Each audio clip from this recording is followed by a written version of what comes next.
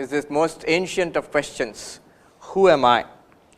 And we will investigate this subject, this question, in the light of the Upanishads this evening and tomorrow again at the same time. So this is the question we will be looking at.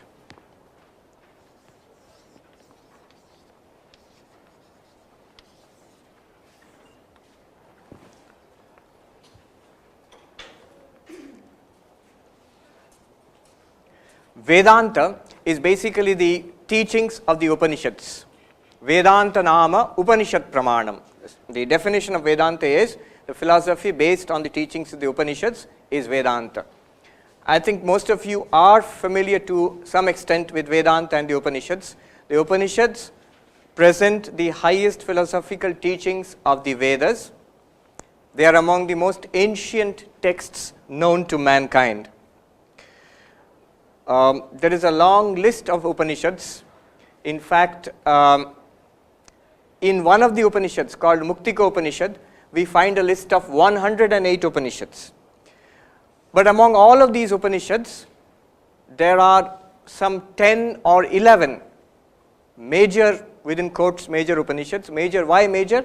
Because Adi Shankaracharya, some 1200 or 1300 years ago, chose these Upanishads to write his commentaries, Bhashyam, on these Upanishads.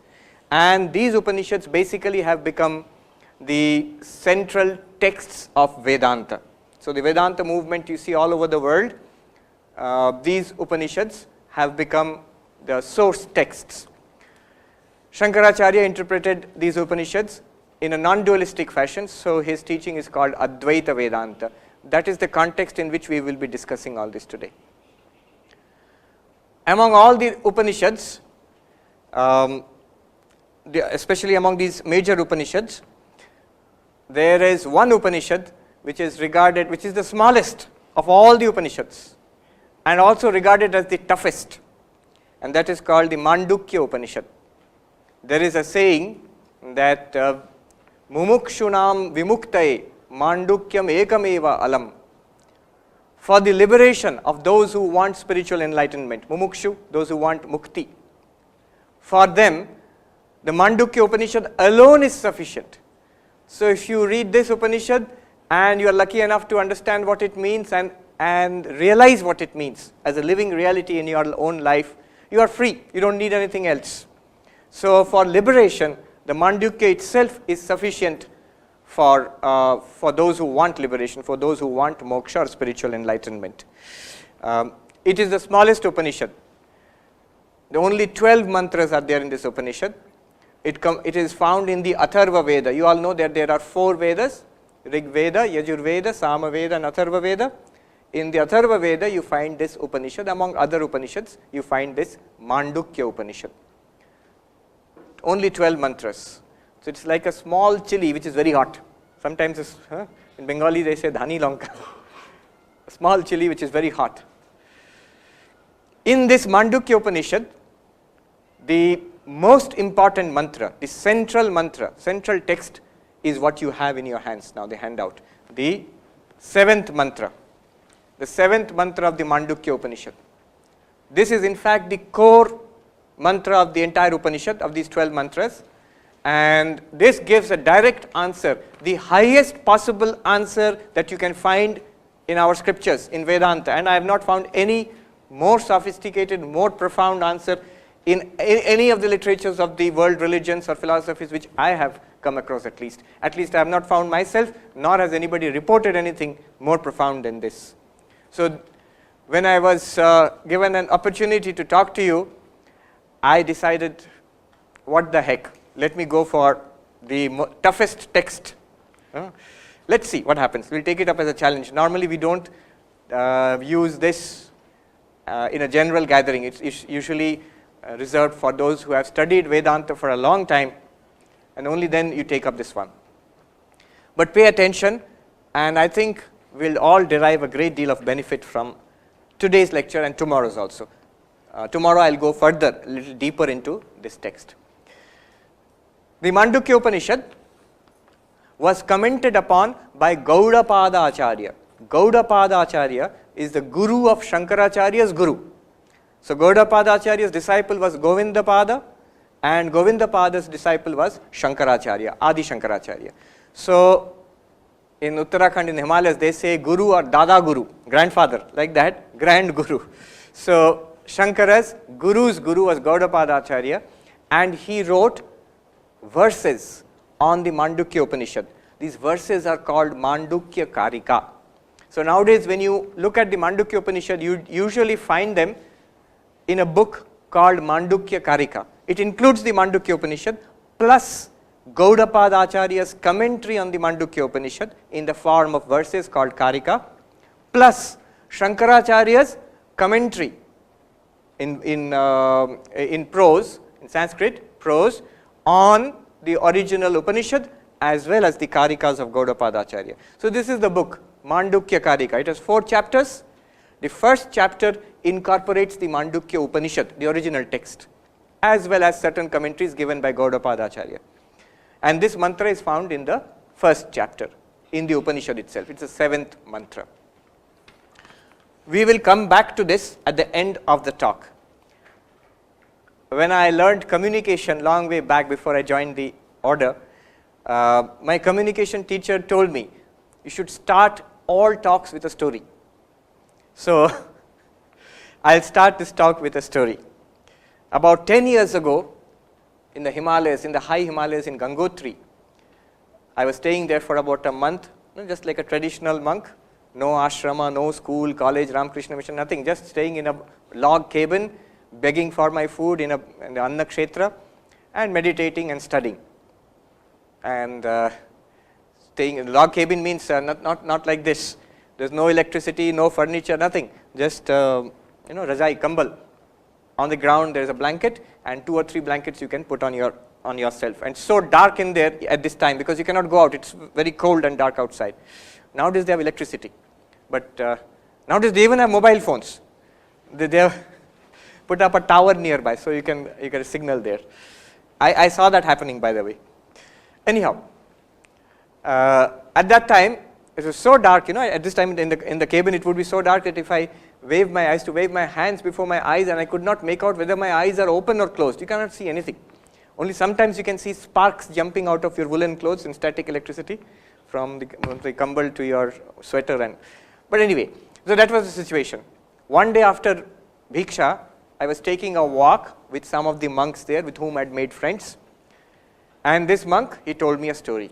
So you can see the setting in the Himalayan through the forest tracks. There are deodar trees are there, pine trees also.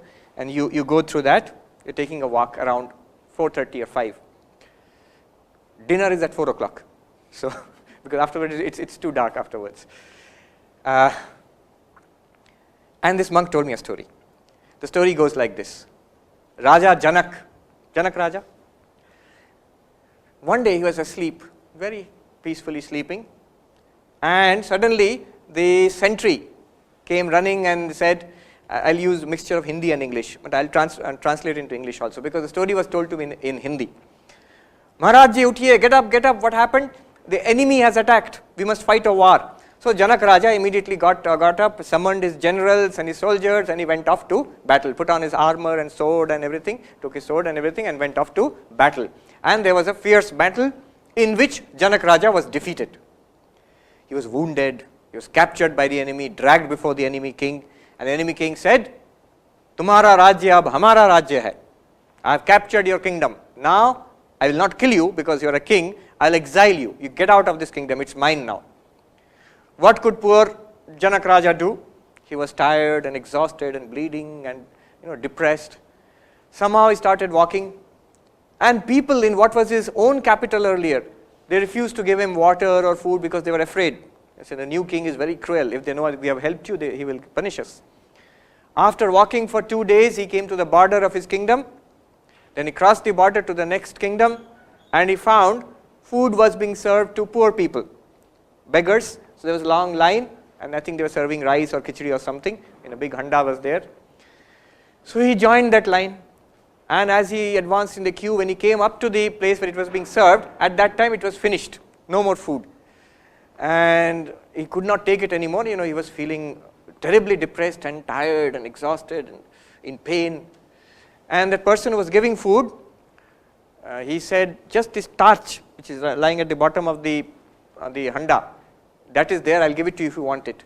He said, okay, give me that.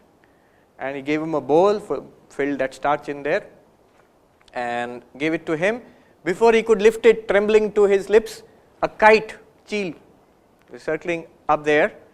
It dived and hit that bowl, knocked it out of his hands, and the bowl went rolling in the dust, and whatever was there was spilled in the dust, and Janak Raja could not take it anymore. He was so overcome with misery and sadness, he fell down on the ground. Ha ha kar karte hue, as he said, the sadhu, ha ha kar karte hue. Ha ha kar in Sanskrit, ha kar, Hindi ha kar, not English ha ha. So it means just the opposite. And when he was crying, alas, suddenly he heard a voice, Maharaj ji, kya hua? What happened? Sir? And he woke up, his chest pounding, covered in sweat, sitting on the bed. And the sentry has come, Maharaj, you shouted. What happened? So it was a dream. The whole thing was a dream, a nightmare. Nothing has happened.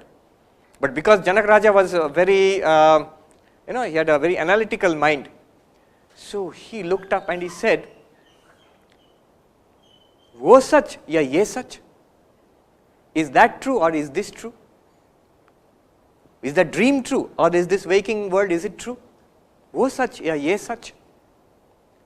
Sentry was taken aback. What is this? He called the minister. Sir, what is wrong? Wo sach ya ye sach? They called the queen. The queen thought, this old man, what has happened to you? His wife came, what happened to you? Wo sach ya ye sach? There's only one thing he's saying. Wo sach ya ye sach? Nobody could understand this. Next day in the morning, in the marketplace, it's already trick problems. People are talking in hush hush. And Ashtavakra Muni, the great Jnani, he's walking, he has come to the city and he heard this is what is happening. Now he was a Jnani, so he knew what has happened. He decided, I will go and visit Janak Raja. And he went to the court and he asked Janak Raja, kaise hain? Maharaj ji, how are you? And Raja said, wo sach hai, ye sach. That's what he's doing all day, sitting in the court, surrounded by the queen and the ministers and the army and the generals and everything. And I'm sort of imagining, this is not part of the story, but I'm imagining, the officers coming with files, please sign, wo sach ya, ye sach. No work is getting done. When he said this to Ashtavakra Muni, same thing, wo sach ya, ye sach. Now Ashtavakra Muni knows what he is referring to. So he said, Janak Raja, when you were rolling in the dust, bleeding, tired, defeated, depressed, crying on that ground, what he is referring to only Janak Raja knows and he knows. Nobody else understands. What is this defeat and all this? At that time, was all this there? Your power, your wealth, your queen, your generals, your minister, all these things were there or not? Janak Raja said, no, none of this was there. Only defeat and depression and sadness and misery. And now you're sitting here in the court, surrounded by your courtiers and all this power and wealth. That defeat, that depression, those wounds, that terrible situation, is it here? The king said, no, it's not here. Na, yahan to nahi hai wo. Then Ashtavakra Muni said, to Raja, na ye sach, na wo sach. Neither this is true, nor that is true. This was not there in that terrible dream. And today you are in this situation, you are calling it a dream, that is not here. Then Janak Raja was shocked. The next question which would come to all of us, he's saying, to kuch bhi sach nahi, is it nothing true then? Then the Muni said, jab wo aap wahan par the, on that battlefield, on that place where you were rolling in the dust, defeated, crying, were you there or not? Tab wahan aap the ya nahi? Did you see that or not? Yes, I was there. I saw that. That may be false, but I have experienced it. It may be false. I woke up and I say it is false, but I have experienced it. Or idhar up, where you are now sitting in the court, idhar bhi aap hai ki nahi? Are you sitting here and experiencing this or not? He says, yes, I am experiencing it. To Raja, na ye sach, na wo sach, but tum hi sach. neither that is true, nor this is true, but you, the witness of both situations, you alone are the truth. This is a story. The rest of the lecture, we are going to struggle with this concept and try to understand what is the meaning of this story. The meaning of this story and the meaning of this mantra are exactly the same, but we will see. We will try to understand it. At least intellectually, let's get a grasp on what they are saying. Whether you will be convinced or not, that comes later. But understanding comes first. What he is saying is, I, who am I, the ego. You can put it this way. It's a jumbo duster. Okay.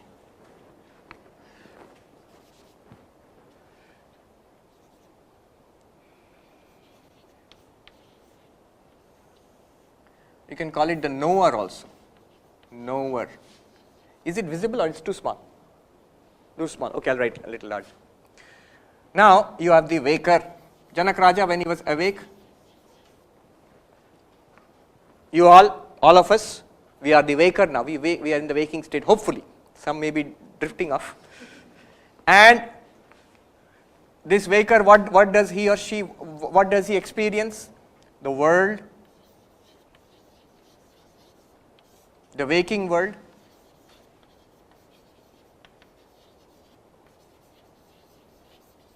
I'm just giving this name. The Sanskrit name would be Jagrat Prapancha. So the Sanskrit term is Prapancha. In Hindi also we say Prapanch, ye sab Prapanch hai. The term comes from Pancha. Pancha means 5. The idea was there are 5 elements out of which the world is constructed. Prapancha Prakrishtena Pancha. By the elaboration or mixture of these 5, the entire universe is constructed. Anyhow, the general idea is Prapancha. So the waker sees this waking world. And when Janak Raja was dreaming, or when we dream, he was the dreamer. And he sees a dream world.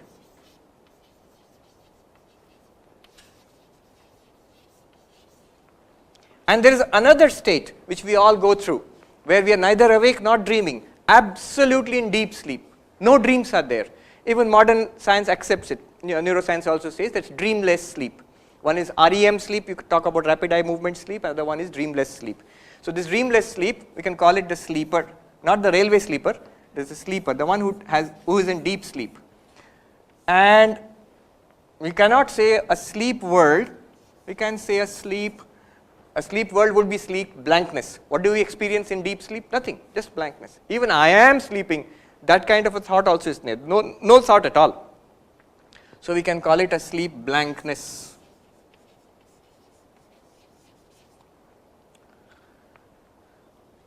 What this Upanishad tells you is that you are not the waker, you are not the dreamer, you are not the sleeper. What you are, the real you, is the fourth state, which is called Turiyam or Turiya. Now don't be scared about this term. Turiya simply means number 4. That's all. Turiya means 4. Chaturtham. The mantra here does not use the word Turiyam. That word was introduced later by Gaudapada Acharya in his commentaries. But the word mantra uses the word, if you will notice, Chaturtham, 4th. And Turiyam. This is all that the mantra is trying to tell you. All that Ashtavakra Muni was trying to tell Janak Raja. That what you saw, the defeated Janak Raja, in the world where he was defeated, he was expelled from his kingdom, he was suffering in the neighborhood kingdom and lying on the ground, and all the circumstances of that world, the dream world, and he who was dreaming there, both are not real. But there is a 4th one who was watching that. Right now, you are the waker, I am the waker. This is not our real nature, but there is a 4th one who is watching this waker and the waking state, illumining both. And similarly in dream state. This is the basic idea. I will explain it with the help of an example. What is the reality? The reality or the real you, answer to this question is, who am I? according to this mantra is you are this Turiya, the fourth. It's like roll number 1, roll number 2, roll number 3 and roll number 4. The Upanishad begins with this statement, Soyam Atma Chatushpat. Who am I? You have 4 aspects. You have 4 aspects. The Upanishad begins in the first mantra. The 4 aspects are these 4. Among these 4 aspects, 3 are false, 1 alone is real. 3 are false, 1 alone is real. Now the interesting thing is, the Upanishad says this is real, this is who you are, the answer to the question who am I. But we are not aware of anything like this. If you talk about the waker and the waking world, we are aware of that. This is what we know, what we are right now experiencing. You are the waker, Mr. or Mrs. so-and-so or Miss so-and-so or Swami so-and-so experiencing this classroom. This is the waker experiencing a waking world. This is what this is. And when tonight I'll go and sleep and dream, I have certain experiences, I will be in that dream also, then I am the dreamer, I am experiencing a dream world. And when I go into deep sleep, blankness, nothing, absolute blankness. There you can call it the sleeper and experiencing a sleep blankness. Remember, the sleeper, for example, in the sleep world, there is no external world, no physical body, no mind, nothing, just blankness. That is from a subjective point of view. Be careful, this is your own experience. This is not an objective experience. For example, I remember once one Swami was talking about it and he's saying in the deep sleep, which is called the Sushupti. In deep sleep, there is no experience of the world, there is no body, no mind, only a blankness. Then somebody in the audience asked, what do you mean there is no body and mind? In the mosquito net, under that we can see the fellow is sleeping. 80 or 90 kilos, nicely snoring. How come there is no body, you are saying? From objectively from your point of view, but you look at it from the person's point of view, who is asking this question, who am I? From his own experience, your own experience, in the deep sleep, daily we experience this. That no experience of world, no experience of body, no experience of mind also. Even the thought, I am sleeping, that's not there. If you say I am sleeping, then you are not sleeping. It's not deep sleep. So that state we all experience. And apart from it, they talk about a Turiya or Turiyam, whichever. The fourth. How ought we to understand this? These 3 we can understand, but this one is not very clear. What is this one? Let's look at it this way. Suppose we have an ornament made, say a bracelet or a bangle and necklace and a ring. Somebody tells you, these are all golden ornaments. Somebody tells you, these are just names and forms. The reality is the gold. The reality is the gold. It's a golden bangle, golden necklace or golden ring, but the reality is not the bangle, necklace or ring. The real substance is gold. And there's an interesting story about this. One Sethji, whose business was not going well, he went to take some loan, girvi rakhna. So he took his Ganesha and put it in the pawn shop and he said, you give me some loan. And the jeweler, he weighed it and he said, Ganesh ji ka kya rate doge? This is the rate. This is the rate at which I will purchase the Ganesh statue, or I'll give so much money for that. And Ganesh's Vahan is there, the mouse, the chuha. And the jeweler also weighed that and gave the same rate. Sethji was furious. क्या करते हैं आप? गणेश जी का जो rate चूहा का भी वही rate? How is it possible? Then the jeweler said, अरे साहब आपके लिए तो गणेश और चूहा है, हमारे लिए तो सोना ही है. I see it as gold. So I am weighing the gold and giving you the rate of that. So the gold is the reality, the substance. Now if somebody tells you, a person who does not understand what gold is, tells that person that it's not a bangle, necklace and ring are just the names and the forms and the functions, Bangle is something you put here and it's called a bangle. Necklace is something you put here, it's called a necklace. Ring is something you put in your fingers, it's called a ring. But the substance, the reality of all of them is gold only. Now, suppose a person does not understand what gold is. his idea will be that there is something, some reality called gold apart from all of this. If he throws away all of this and starts searching for gold, will he find it? No, he will not find it. There is no gold apart from these. But if he thinks this is gold, what will happen? The moment somebody comes and melts the bangle down and makes a necklace out of it, he thinks the bangle itself is the gold. When that goes away and is melted down, what will he think? Gold is gone. Gold is gone. He does not understand the new form which has come, necklace, is the same gold.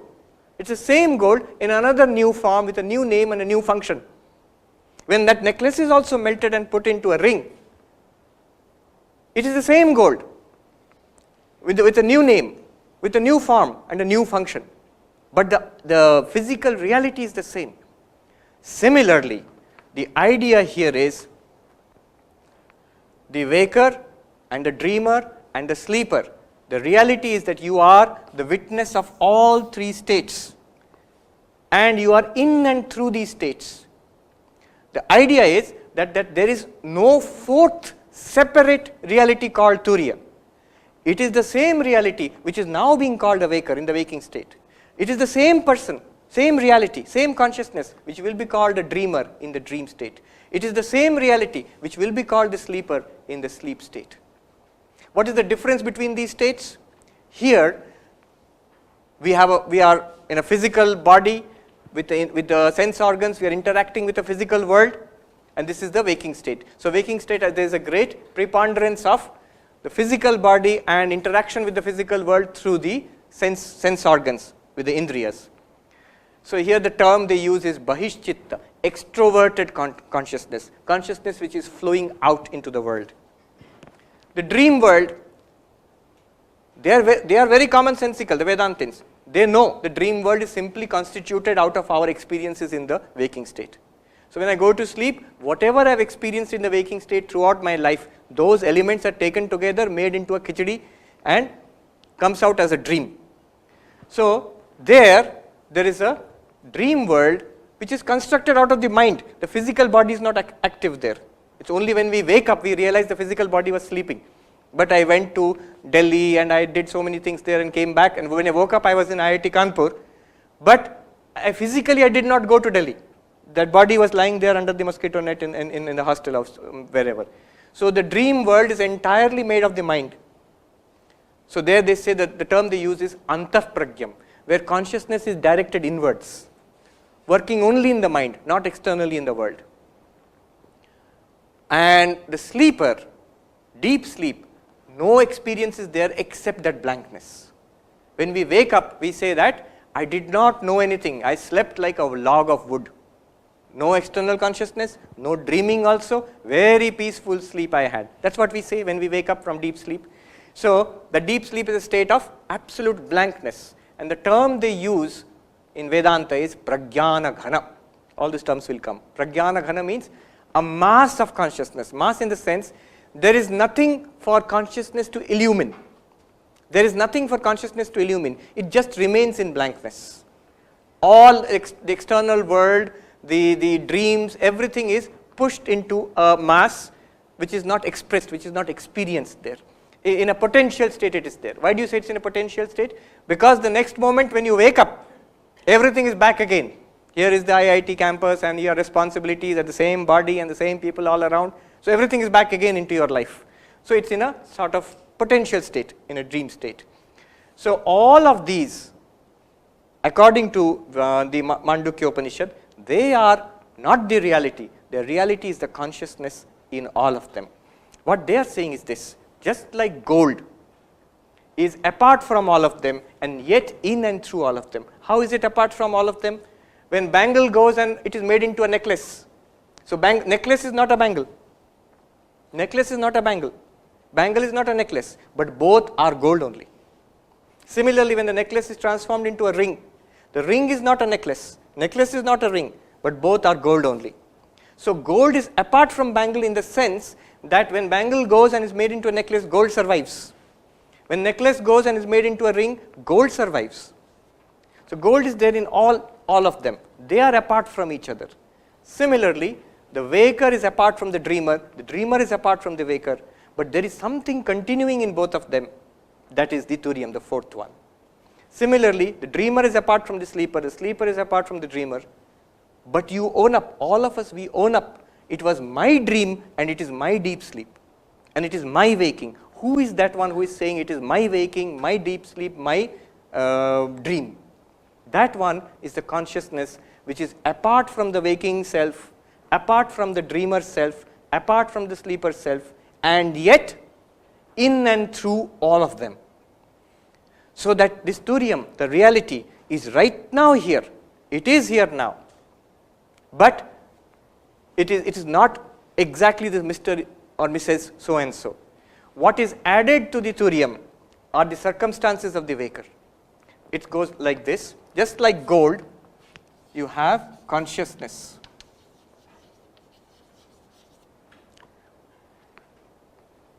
Just see, you are aware of this class now. Before this class was not there, something else was there in your life. Now this class is going on. After some time, this class will be over. Something else will come. You maybe will go back to your hostel or your house. So a new circumstance will come. In all cases, what happened before, what is happening now, what will happen later, you are the consciousness watching all of them. The circumstances are coming and going.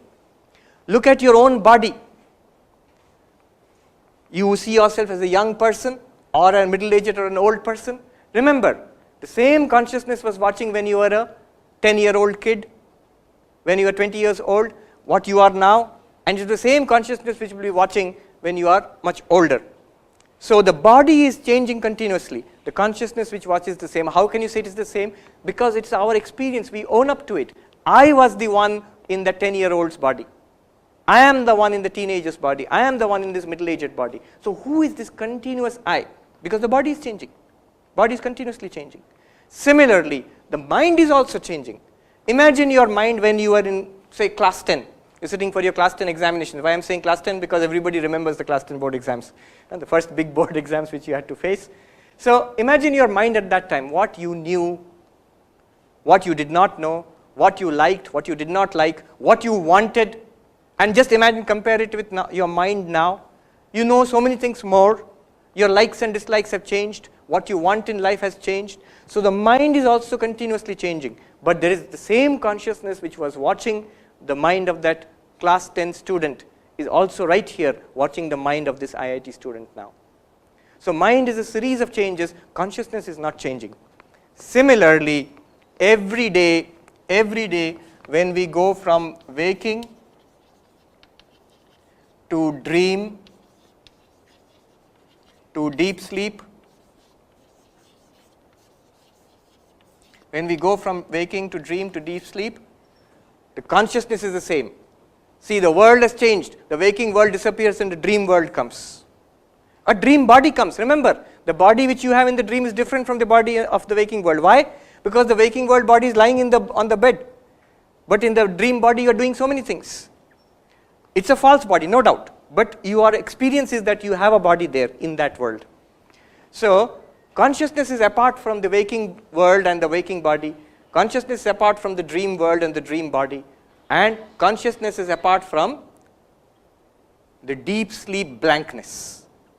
It is in and through all of them. The states are coming and going, and the ego associated with each state is coming and going, but the consciousness is illumining all of them. The correct way to show this diagram would be, the fourth one is not here, but the fourth one is here, turiyam or turiya. It illumines the waker, illumines the dreamer, illumines the sleeper, and this is the only reality, and this is the answer to who am I.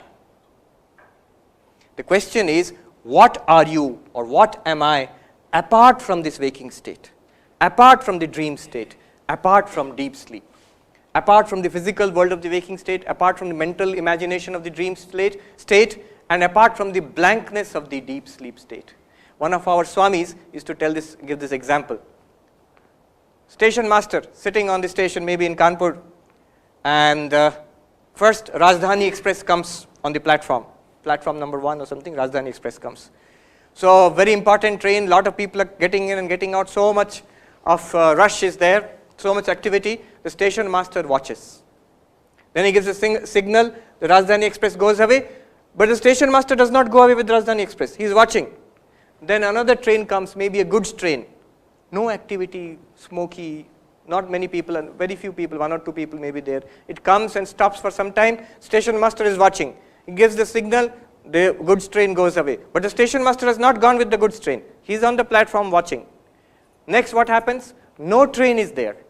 It's a blank platform. The blankness is there. The station master is watching the blankness. Now this is exactly what is happening. You, the pure consciousness, you watch the arrival of the waking state, just like Rajdhani Express. So many hopes and aspirations and success and failure and problems, all of it comes with the body and with the world, and you are watching. Only thing is, you get identified with the mind in the waking state and say, I am Mr. So and so and this is my reality. These are my problems, these are my hopes, success and failure, these are my goals. After some time that disappears. You, like the station master, this one, you are watching. Dream world comes with a dream body, with dream, nice dreams and nightmares and all and so forth. You become identified with the dream body and dream mind, and you go through these dream experiences. Then that also goes away, blank platform. You are the consciousness watching the blank platform.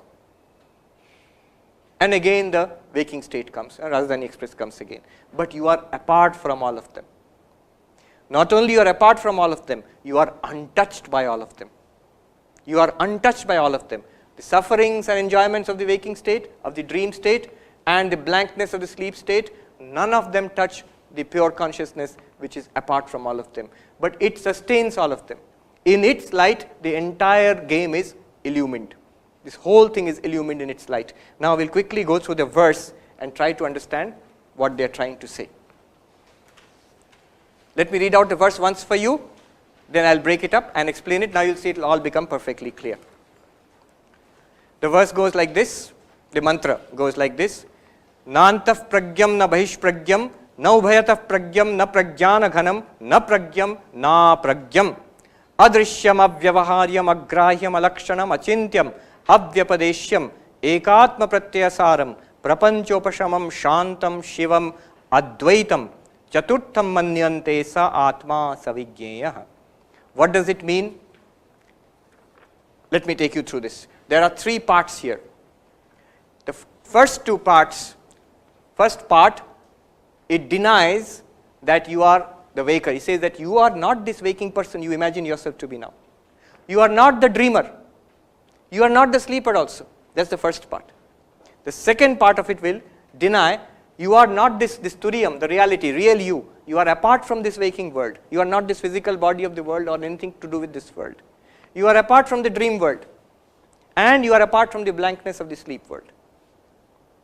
The third part will tell you that you are in and through, just like gold is through all this. The third part will tell you, you are the consciousness which is watching all this panorama, this game of the Jagrat, Swapna and Sushupti. Okay, let me read it out. First, Nanta Pragyam. Now you can easily understand. Anta Pragyam literally means the inward directed consciousness. It means the dreamer. He says, you are not the dreamer. Na Anta Pragyam. You are Turiyam, na Anta Pragyam. The fourth one is not the dreamer. Na Bahish Pragyam. You are not the waker.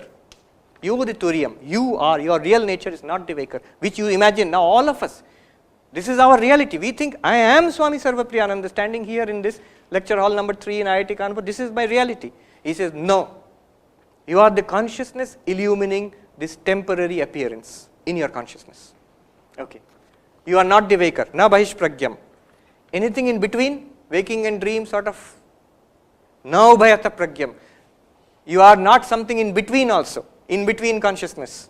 I think many students are familiar with this in-between consciousness. After a lot of, maybe a long lecture, we tend to go into an in-between consciousness, between waking and dream. So, I've seen many times the notes that you take in that in-between consciousness are very interesting. Something the teacher is something that is coming from your subconscious mind, something the teacher is thinking, and a mixture of that will come in your copy. Okay. So you are not in between also, nothing in between. Na pragyana ghanam. Who is the pragyanam ghanam? The deep sleep. You are not this one also. You the turiam, pragyana ghanam. Na pragyana ghanam. Turiam, na pragyana ghanam. And na pragyam. Here the word pragyam is interpreted as, are you some kind of God, omniscient God, Ishvara, Bhagavan? Na pragyam. You are not that also. So this is the meaning of pragyam. Na apragyam, the last word. Na apragyam, sandhi has been done, na pragyam. What does that mean? In that case, is my reality that I am not sentient? I am some jada vastu like a duster or a chalk? He says, no, not that also. So, na apragyam, you are not unconscious. You are not all-knowing God. You are not the waking person. You are not the dreaming person. You are not the sleeping person. Number one, Turiya is none of these. Number two, the second part starts. Adrishyam. What is Turiyam? Adrishyam. Literally it means invisible, but also means it's something that you cannot see, you cannot hear, you cannot touch, you cannot smell. It is not an object of our five sense organs. Sometimes people say, if God exists or Atma exists, why can't I see it? It's like saying, if the Higgs boson exists, why can't I see it? Because it is not yogya, it is not a subject of your normal vision. You cannot see it that way. If it was, if there is you can say that there is no elephant in the room. Why is there no elephant in the room? Because I can't see it. That's a perfectly correct statement. Because if there was an elephant, you could have seen it. But if there is an Higgs boson, you cannot say, because I cannot see it, it's not there. Similarly, here it says, the consciousness which you are is not something that you can see or smell or touch. Adrishyam. Second, avyavaharyam. It is not within transaction. Transaction means usable. What we can see and feel and touch, what we can speak about, what we can use, that is vyavaharyam. Pure consciousness is not an object which can be talked about, seen, felt and used. It is not transactable, it's avyavaharyam. But remember, it is the ground, it is the source of all vyavahara. Without that, none of this can occur. None of this can occur without the pure consciousness, which is illumining all this. But it is itself avyavaharyam. Agrahyam, it cannot be grasped, which means it is not a vishaya of the pancha karmendriyas. You cannot hold it with your hands, you cannot walk to it in pilgrimage. You are going to Badrinath or Kedarnath, I am going to Turiyam. You cannot walk to the Turiyam. And so agrahyam. Alakshanam, this is a technical term. It means it cannot be inferred. Lakshana here means the sign by which you infer something. The road is wet. So what do you infer? There was rain earlier. So is there some such sign? In Sanskrit, the classic example is Parvato Vanniman Dhumat. There is fire on the hill because I can see smoke. There is a relation between smoke and fire. So if I see the smoke, I can infer there is fire. A lot of science is done like that. Through some science, and you infer a chain. But here, this cannot be inferred because there is no sign by which you can infer it. Then, achintyam, you cannot think about it. Have you thought about it? Then it is not Turiyam. You cannot think about it. But remember, the opposite also holds. Whatever you think about is illumined by this Turiyam. The fact that we are having a conscious experience is because of this Turiyam. So you cannot think about it, achintyam, avyapadeshyam. It literally means it cannot be named. It cannot be named. It will take some time to explain why it cannot be named, but it's very interesting. Shankaracharya there goes into an exposition. Where can we use language? Where can we use language? There are 5 areas where language works, and he shows in the Turiyam, none of those 5 apply. I can tell you in brief, you can work it out for yourself. It goes like this. If you can use language if there is some jati, some species, if some object belongs to a class. So it's a cow. Why? We know the characteristics of the class of cows. So this object is a cow, you match it with the set and you say it belongs to that set. But there is no set of Turiyam. So it cannot be part of a class. Jati. Then second is guna. By some quality. Give me the red flower. How do you distinguish the red flower from all those flowers? By the quality of red. But you cannot say Turiyam has got some quality because it's supposed to be nirgunam, beyond all qualities. Then you can use kriya. Call the cook. Shankaracharya uses this example. Pachaka. Pachaka is the cook. How did you use language there? By the function of that person you are saying. call the driver, call the cook. But turiyam is nishkriyam, no activity, unchanging. So you cannot use kriya there. Jati, guna, kriya, sambandha, relation. So call the teacher. Who is the teacher? Who is relation of teacher and student? Because of the teacher and student, there is a relationship between these two persons, father and son or whatever. But turiya, there is no relationship because it is one unchanging reality. There is no second apart from it. All these appear in its consciousness, but they have no reality apart from it. Just as bangle, necklace and ring have no reality apart from gold. If you remove the gold, the bangle disappears. If you remove the water, the wave disappears. If you remove the wood from this, the table disappears. Similarly, turiya is the only reality which is appearing in all these ways. So there can be no sambandha, no relation between it and anything else. And finally, there is convention. They call it rudhi. This person's name is Prakasha. Why are you calling it Prakasha? Just like that. It's just a name given by my parents. That this person is called Prakasha or Hari or whatever. There also you cannot use that method of naming turiya, because to name somebody you have to point out this person. It has to be pointed out apart from all other objects. This person from now on is called XYZ. But you cannot point out turiya that way. So language cannot operate in the case of turiyam. And so abhyapadeshyam. Up to this part is the second part of the mantra, where you will see actually he denies that turiya is any of this. The entire physical world, the entire dream world, and the blankness of deep sleep, all of them are denied here actually. You cannot see it, you cannot touch it, you cannot infer it, you cannot think about it, you cannot speak about it.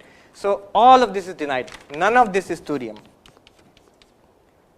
And then the third party comes to, then what is turiyam? Now it speaks about it in positive terms. He says, ekatma pratyaya saram. Eka, one, atma, I. Pratyaya, the cognition, the feeling of I-ness. Saram, the essence. If you follow this I feeling, you will come to turiyam. You know, when Ramana Maharshi says, who am I? You practice that. It's this thing. Ekatma pratyaya saram. This is exactly what Ashtavakra Muni told Janak Raja. In the dream state, where you there, dream is false, no doubt, but were you there? Yes, I was there. In this waking state now, are you there now? Yes, I am there. That is the Atma Pratyaya, I feeling, the consciousness which is in the waker, in the dreamer, and even in the sleeper, which is illumining the blankness of deep sleep. That consciousness is in and through all this, just like gold is in and through all this. And that is the turiyam. Ekatma pratyaya saram. This is a very extraordinary word. Atma pratyaya, I feeling. You follow that I feeling, you come to a core which is the turiyam itself. Prapancha upashamam. Upashamam means cessation. Prapancha is, these are prapancha.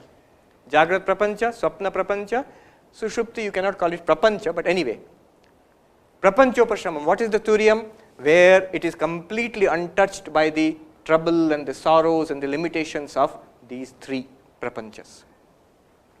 Shantam, absolutely peaceful, ever undisturbed. There is no world there to disturb you. That is your reality. And Shivam, Shivam here means Ananda Swarupam. It is full of joy. Advaitam, non-dual. Non-dual why? Because there is nothing apart from turiya. Just as gold is advaitam with respect to bangle, necklace and ring. Ring is apart from necklace, necklace is apart from bangle. But none of them are apart from gold. In fact, in all of them, what is the only reality? Gold.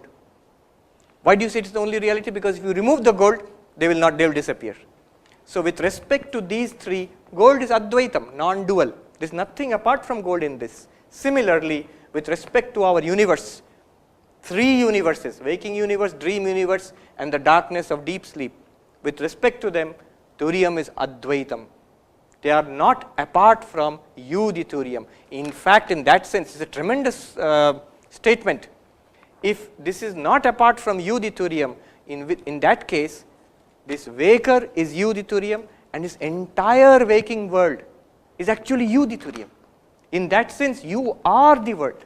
You can actually, the Advaitin declares, I am the world. Atme Vedam Sarvam. I am everything. I feel oneness with everything. Just like in the dream world, you were there, many people were there, non-living things were there in your dream. But when you wake up, what do you say? It was entirely constructed from my own mind. That means whatever you saw in the dream was you, actually you.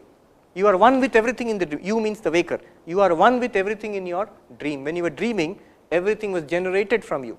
So you are one with everything. In the same way, in the waking world also, everything is generated from the Turiya or projected in the Turiya. So we are all one with all that we experience in that sense. So Advaitam. Last part you can easily understand now. Chaturtham manyante. People think it is the fourth, roll number 4 here. They say manyante. Foolish people think there is something fourth, some gold apart from bangle, necklace and ring, some gold is there. But there is no Atma apart from these three. You have to look there itself. So the fourth one is not here. The fourth one is here, which is shining through these three. You have to examine the experiences in the waking state, in the dream state, and the sleeping state, and for that you have to do it in the waking state. To examine the experiences of dream or sleep, you don't have to go into dream and sleep. You don't have to start sleeping. You have to look back upon those experiences and see what was common all through. What was common all through. It is not a fourth apart from all this. That's why he says Chaturtham manyante. Chaturtham literally means Turiya.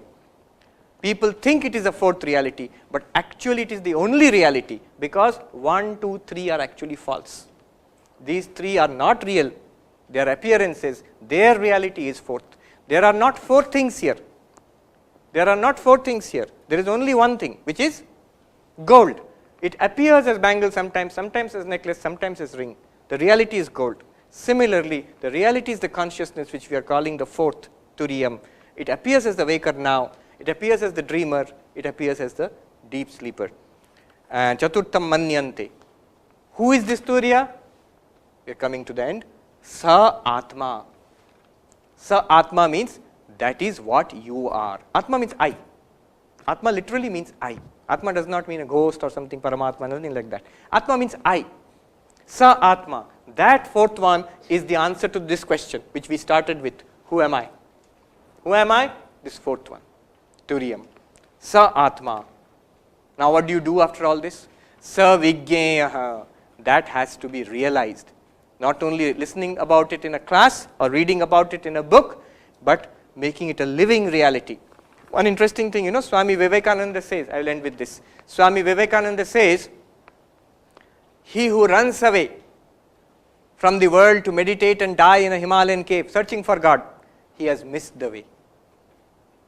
He who plunges headlong into the luxuries of the world, he wants to enjoy the world, he too has missed the way. Then what is the way? Then what is the way? The way is to deify the world, to spiritualize your everyday life. That's what Swami Vivekananda says. Now with this background, you can actually understand what he means. It is the pure consciousness which you are appearing as the waker now. But it is the same thing which in all beings. And it's the same thing which appears as the non-living world.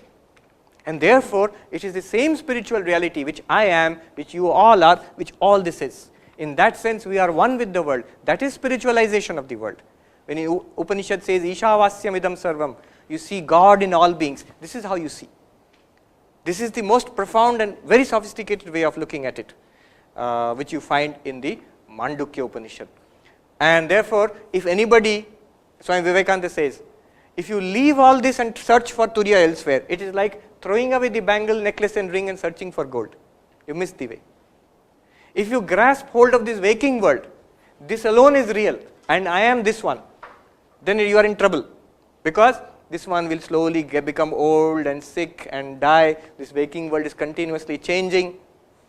I'll just quickly recapitulate what we have done, the position where we are in at present before we go ahead. These are, what is in your hand, are the Karikas, the verses written by Gaudapada Acharya explaining the 7th mantra. Yes, yesterday we studied the 7th mantra, and these are the Karikas explaining the 7th mantra, which we will study today with an aim of a deeper understanding of the 7th mantra, a deeper appreciation of the answer to the question, who am I? Remember, Okay, one point here, just like yesterday, there are a number of typos here. Actually not typos, certain marks have not come on the paper, especially the bindi and the visarga, it has not come. I will tell you when we come to the karika how to correct it. Some spelling mistakes are there. Okay, where were we? The question we are facing is, who am I?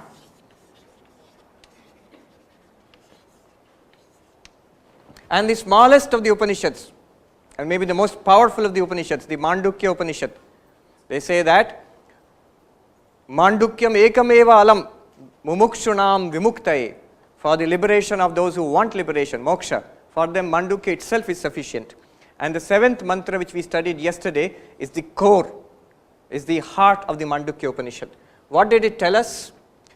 It said, look at our lives. Throughout our day we pass through 3 states. Now we are awake, later at night we will dream and maybe have deep sleep also. So one of our states is I am the waker, and the next one is the dreamer, and then deep sleep. Let's call him the sleeper. These are not 3 separate persons, it is the one and the same person. We, you or I, we all go through these 3 identities, and we will call this the knower. What does this person know? The known or knowable, or the known or the knowable. It is the waking world,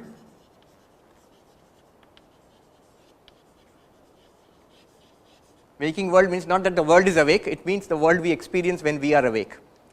Then there is the dream world. The dreamer experiences the dream world, and the sleeper experiences deep sleep. We can call it the sleep blankness.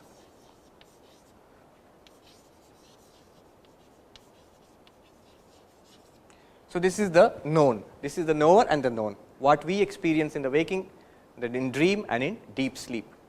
And what is the stage called?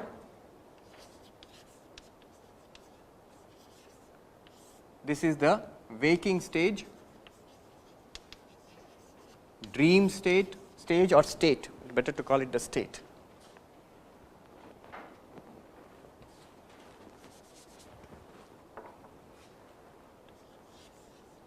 Waking state, dream state, and the sleep, deep sleep.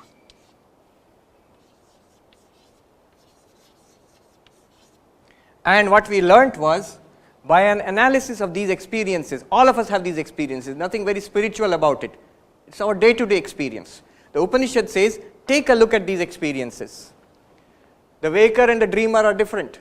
The dreamer and the sleeper are different. They are different from each other, because what happens to the waker is not remembered in dream. What happens to the dreamer is falsified when you wake up, and to the sleeper is somebody else. I mean, they are exclusive. Just as a bangle is not a necklace is not a ring, they are separate from each other, as bangle, necklace and ring. So, apart from this, there is a reality. How do you know there is a reality apart from it? Because though they are exclusive, they are separate, we all say, I am the waker, I who was awake, I who was dreaming, I was in deep sleep, and I am awake again. So I claim all these states for myself. Who is that I? Who is that I common to all these 3? Yet they being different from each other, there is something common running through all of them, and that is pure consciousness, and that is what we realized as the Turiyam, the 4th. The Turiyam or Turiya, the 4th one. There is something apart from the waker, the dreamer and the sleeper, which is our true nature, the pure consciousness, and that does not exist apart from them, that actually exists in and through them. Just as gold is not found apart from the ornaments, but it is the very nature of the ornaments. In the same way, it is the pure consciousness which appears as the waker. It is the pure consciousness which appears as the dreamer. It is the pure consciousness which appears as the sleeper. Just like a gentleman who opens his shop shop and conducts business during daytime. So, he is the businessman. And the same man shuts down the shop and goes to his room and watches TV, relaxes in the evening, and then goes to his bedroom and goes to sleep.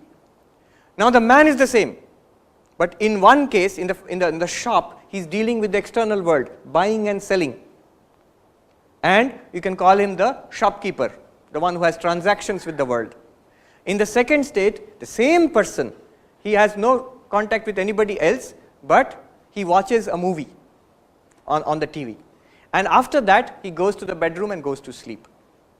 3 rooms, 3 types of activities, 3 names. We can call him the shopkeeper, the relaxer, and the sleeper.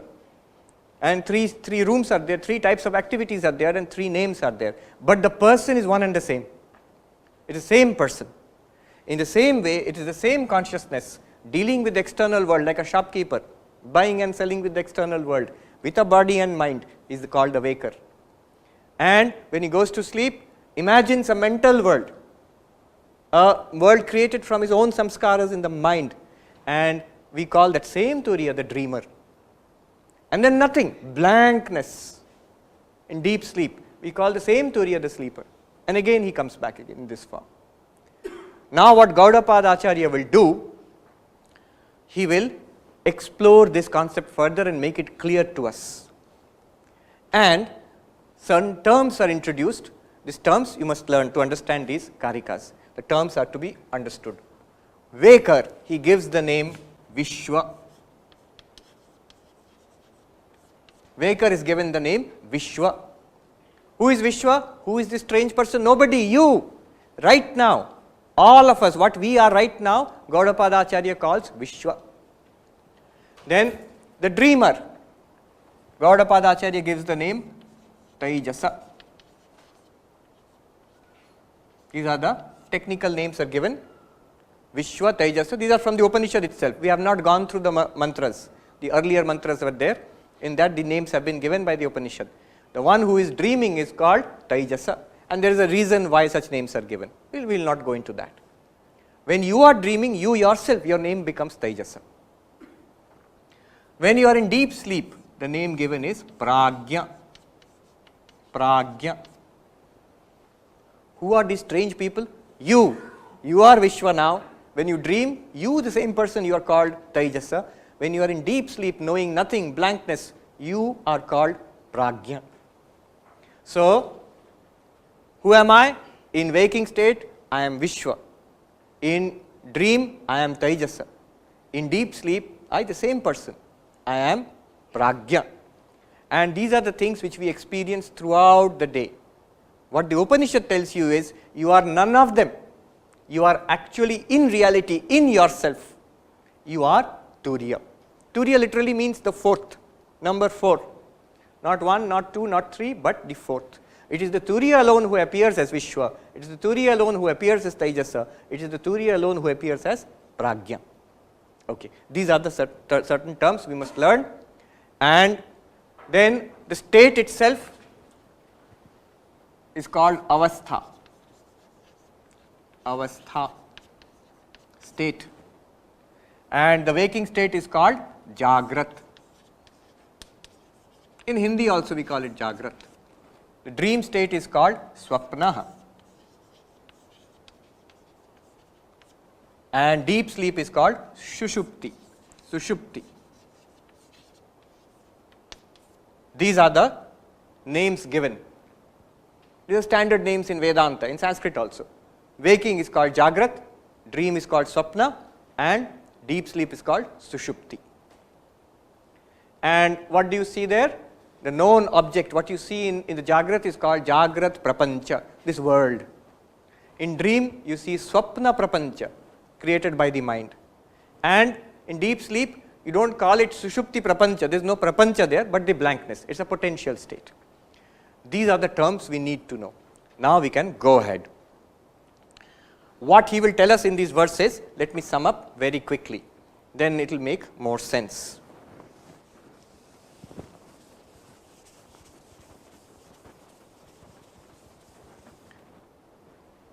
A fundamental idea of Advaita Vedanta. See, ignorance causes error. There is a rope in the darkness, a standard example in Advaita Vedanta, stock example, a rope in semi-darkness. I don't know it is there, I see something, and the next moment it may not be a rope, it might be a computer cable, and the next moment I think it's a snake. The Sanskrit term is Rajju, Rajju means rope, and the term for snake is Sarpa. So Rajju is the reality which I do not know. Not knowing that reality, I suddenly mistake it for a snake, and I say there is a Sarpa, Sarpa Brahma. Brahma means delusion, mistake. What caused me to see the snake? There is no snake, but for a moment I actually saw a snake, a mistake, it's a mistake. What caused it? It is an ignorance of the rope. The reality, I am ignorant of the reality, I don't know what it is, therefore I mistake it to be a snake. Maybe because of my samskaras, somebody might mistake it to be a garland thrown away, somebody might mistake it to be a crack on the earth. In Sanskrit they say sarpa, bhuchidra, mala, these are vikalpa, these are vikalpa, the various types of mistakes we might make. But the truth is that it is a snake, and it's a rope, and my ignorance of the rope caused me to see it as a snake. So ignorance of the reality causes me to make a mistake about the reality.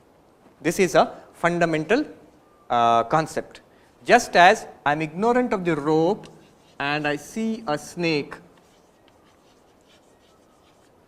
similarly the claim is you are ignorant about Turiya.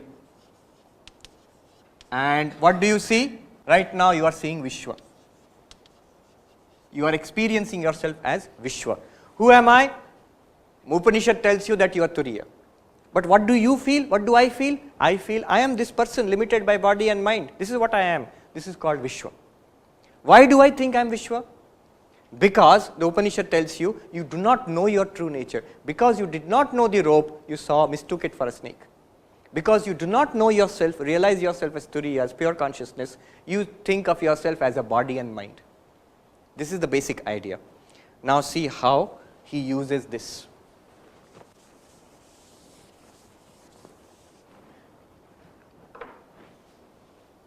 When we are awake, we are seeing this world, which is actually Turiya. The world is also Turiya, I am also Turiya. But I am seeing it as a limited knower called Vishwa, and I see the world as a Jagrat Prapancha. So I have an ignorance here about my true nature, and I am making a mistake by seeing this Turiya itself as Vishwa and as Jagrat. Okay. Now let me go through this. First Vishwa, second Taijasa, third Pragya, and the fourth, the reality itself is Turiya. What happens in Vishwa, in the waking state right now, according to the Upanishad, is we are ignorant of our true nature, and we think we are this body and mind, this Vishwa, and we see this as a world distinct from ourselves. So we have an ignorance about our true nature, and we are making a mistake. What is actually one undivided reality called Turiyam or Brahman or whatever you call it, we see it as a multifarious divided world. What is actually Advaitam, we see it as a Dvaita world. I am separate from you. These are separate, discrete, independent entities. That's what we experience the world as. But this is not true. The truth is that it is one undivided reality which you are. So in this waking state, my point is, we have ignorance as well as error, according to the Upanishad. We are ignorant of our true reality and we make an error. What is the error? I am this body and mind, these are all separate from me. I am the Vishwa, this is my Jagrat Avastha. This is the error. Which means, let us make a table here. The Vishwa, the waker, right now, do we have ignorance according to the Upanishad? Yes. I don't know my ignorance about what? You will say, yeah, I have lots of ignorance about my maths and about my physics and about my mechanical or engineering drawing. Not that kind of ignorance. I mean ignorance about our true nature. Who am I? That question. I don't know that. I don't know the correct answer to it. Because I do not know that, I make a mistake. What mistake do I make?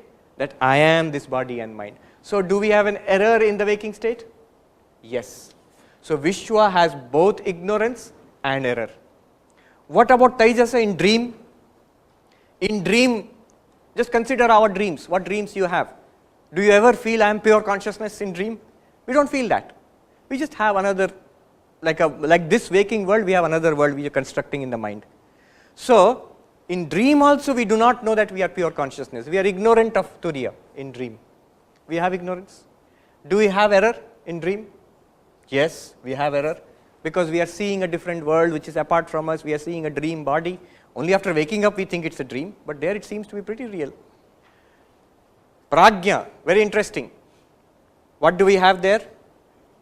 I am asleep and it's a blankness. I don't even know that I am asleep. I don't know anything. I don't know myself. I do not know the world also. Nothing. Just blankness. Now, in Prajna, do I have ignorance? Yes, we have ignorance, because I don't know I don't know myself. Who am I? Remember, ignorance about what? I do not know myself. So in Prajna we have ignorance. Do we have error? No. Very good. We don't have error. In Prajna we do not have error. In deep sleep, the error of Dvaita, that there is a separate existence apart from me, that error is not there. The knowledge of Advaita is also not there, but the error of Dvaita is not there. No error is there in deep sleep, but ignorance is there. I do not know anything. Let alone, I do not know who am I do not know the world also. So there is no wrong knowledge, but there is no knowledge, correct knowledge also. There is nothing, blankness in deep sleep. And they say, Gaudapada Acharya will mention, in Turiya there is neither ignorance nor error. When we realize ourselves as Turiya, then there is no ignorance anymore. I know that I am pure consciousness, and there will be no error anymore. When I see this world, waking state will come again. I will see everything, but I know that it is not different from me. I am pure consciousness. What I am appears in front of me. I am one with all of you. I am one with everything that I experience. That knowledge will be there. That is why great saints and all, they have an instinctive identity with people, and they sympathize with people. They feel that sense of oneness with everybody. With everybody. In Gita, again and again, you will come to this term, Samadarshana. They have, Mitra and Ripu, friend and enemy. They have Samadarshana towards all of them. Deep inside, they know, I am alone appearing in these forms. Towards wealth and poverty, they have Samadarshana. Sri Ramakrishna's story is that Taka Mati, he is throwing Mati, that means soil, into the Ganga, and also money. Samadarshana in what sense? That the one reality alone is appearing as Mati and as Taka. Not that everything will disappear. It will continue to appear the way it is appearing, to you or to me. For the Jnani also, same thing appears, and but he knows the underlying reality. So for Turiya, there is no ignorance about who am I, and there is no error also. There is no error. He knows that I am all of it. When one realizes the Turiyam. All right. One more thing.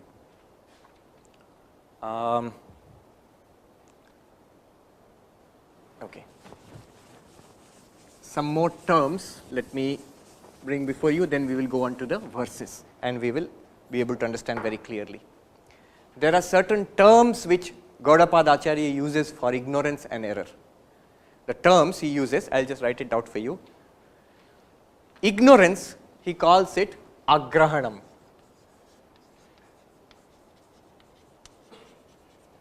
Agrahanam. Grahanam literally means grasping. Here it means grasping in the sense of understanding. So ignorance is agrahanam, not grasping, not understanding.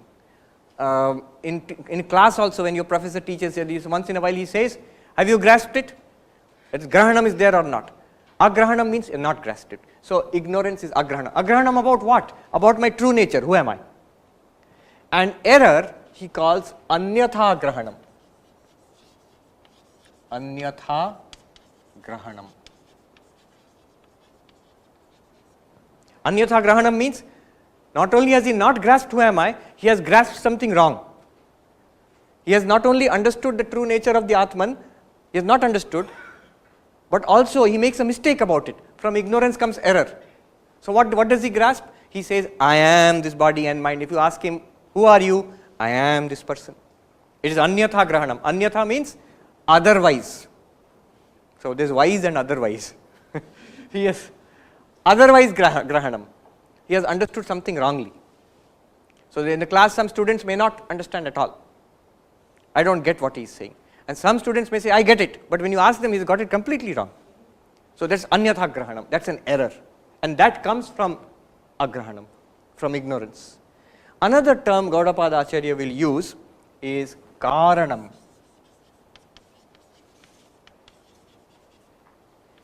Karyam. Karyam.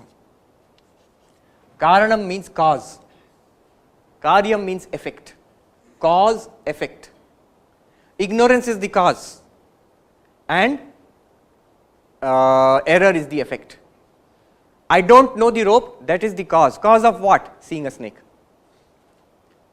How do you know it is the cause? The moment you know the rope, that it is a rope, immediately what happens? The effect also goes away. You no longer say it's a snake. You say it's a rope. Okay. So karanam is ignorance. Ignorance is karanam and the error will be karyam.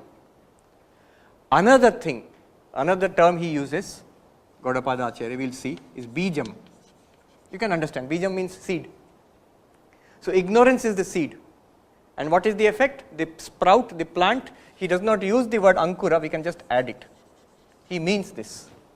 Ankura means a sprout, seedling. So what comes from ignorance? The seedling of error. What comes from our not knowing the pure consciousness? The seedling which is samsara. It's not even a seedling, it's a huge vatavriksha, the samsara we have got. A huge banyan tree. So many problems, 1001 problems. All of it has come from the small seed. Ignorance. Ignorance of what? I don't know this. I don't know who am I. Okay. And the fourth term he uses is quite shocking. He says nidra. And error he calls swapna. Nidra means sleep and swapna means dream. Gaudapada Acharya says, not knowing the true nature is sleep. You are asleep. And the error you make that I am this body and mind, I am this limited individual, these are my friends, these are my enemies, this is my goal in life, this is my failure, happiness, sadness, I have to do this, I have not done this. All this enormous samsara net which we have got in front of us, that error, he calls it a dream. Remember, the interesting thing is, in that case, both our waking and our dream, both of them Gaudapada Acharya would call dream. Our dreaming is error and that Gaudapada Acharya calls a dream. Our waking is also error because we don't know the true nature. In that case, Gaudapada Acharya also says that one is also a dream. In fact, this is a source where Advaitin is supposed to say that your life is like a dream, swapnavat. It comes from this. Gaudapada Acharya says both your dream it's also a dream and the waking which you have got, that's also a dream. That's also a dream. There is a beautiful story about the Buddha. After getting his realization, he was walking towards Rajagriha, I think. And where he gave the first sermon, I think Sarnath, towards Sarnath. And the story is, a shepherd boy saw him and he was so amazed by the appearance of the Buddha. He asked him, what are you? Houston Smith, in his introduction to Buddhism, he writes, many people have been asked, who are you? Very few in the history of mankind have been asked, what are you? What are you? Are you a devata, a god? Buddha said, no. Are you an angel, a devadut or something like that? Buddha says, no. Are you a human being? Buddha says, no. Then what are you? Buddha says, I am Buddha, the awakened. I am Buddha, the awakened. Meaning thereby, we are not awake. We are in the sleep of ignorance, making the dream of error. We are in the sleep of ignorance. We do not know who we are. And we are dreaming all sorts of dreams. that we are these individual bodies and minds, we are born, we are happy, we are sad, we are struggling, and we will soon die, and it's all over. All the time, we are the consciousness illumining this entire drama, which is going on in front of this consciousness. So these are the terms Gaudapada Acharya uses. Agrahanam, anyatha grahanam. Not knowing, knowing wrongly. Karanam, the cause, ignorance. Karyam, the effect, error. Bijam, the seed, ignorance. Ankura, he does not say, we are adding. Nidra, sleep of ignorance. Swapna, the dream of error. And now we will go into the Karika, and then you can see we can easily follow with this background. Number 10. These are the Karikas written by Gaudapada Acharya explaining the 7th mantra of the Upanishad, Mandukya Upanishad, expanding on that mantra, clarifying the meanings. First, number 10. I will read it out and I will tell you the meaning in brief. Nivritte sarva dukkhanam ishana prabhuravyaya advaita sarva bhavanam devasturyo vibhusmritaha. There sarva bhavanam, that dot you should add, that's missing there. Nivritte sarva dukkhanam ishana. So there are some visarga and dot which is missing there. What does it mean? He says, Turiya, you see the word Turiya, he calls Turiya, this Turiya, Ishana. Ishana means Lord, Bhagavan. What we normally call Bhagavan, he says, you are Bhagavan. You are Ishana, you are God. In fact, this is the meaning of the Mahavakyas, Tattvamasi. You are that. This is God. God in what sense? Ishana literally means the powerful. Powerful in what sense? Nivritte sarva dukkhanam. He is beyond all dukkhas. He means you. In your true nature, you are beyond all suffering. When? Right now. Right now you are beyond all suffering. In what sense? Suffering belongs to the body or to the mind. Suffering belongs to the body in the physical world. Suffering belongs to your nightmares and dreams in the dream world. And potentially, it's all hidden in the deep sleep. It's not, you cannot experience it, but it's there. Again, when you wake up, the suffering will come. But this Turiya is beyond all that, untouched by the suffering of the waking state, the dream state, and the potential in the sleep state. Untouched in what sense? It is there. It will come. The pain in the body also will come to us and to the Jnani also. The difference is, we think it is, I am in pain. I am suffering. Bahut kasht hai. The Jnani feels, I am the Sakshi of this pain. The pain is there in the body. Mind also cognizes it is pain. And I am the Sakshi. I am not affected by the pain. He is not using willpower there. I have no pain, I have no pain. I pinch him and then ouch. Not like that. He knows I have no pain. It's just like the light falling on this. If the same sunlight falls on the ditch, falls on the Ganga, falls on the Himalayas, it is not polluted by the ditch, it is not purified by the Ganga also, it illumines your consciousness. You illumine the suffering of the waking world, you illumine the nightmare of the dream world, you illumine the blankness of the deep sleep. Some people say in deep sleep there is no consciousness. Why are you saying the consciousness is illumining the blankness? I will tell you an interesting story. In Institute of Culture, Ramakrishna Mission Institute of Culture, Goal Park in Kolkata, about 10 years back there was a conference on consciousness studies. So there was this neuroscientist, philosophers. Finally, in one session, a philosopher, Indian philosopher, he asked a neuroscientist who had come from UK, he said, Doctor, according to neuroscience, in sleep or in deep sleep, for example, in this deep sleep, is there consciousness or not? And the neuroscientist said, no, in deep sleep there is no consciousness. According to our definition of consciousness, there is no consciousness in deep sleep. And this philosopher replied, this is the difference between Indian philosophy and modern neuroscience, because according to Indian philosophy, in deep sleep there is only consciousness. In neuroscience, there is no consciousness in deep sleep. From the point of view of Advaita Vedanta, there is only consciousness in deep sleep. What does it mean? It means this. imagine there is a vehicle, it is a very good example, climbing a hill, a car, and there are the headlights of the car with beams, and in the headlight of the car in the dark you can see insects flying past. If you have ever had that experience, you will know raindrops are falling, you can see in the headlight of the car, and you can see the beams of the car headlight.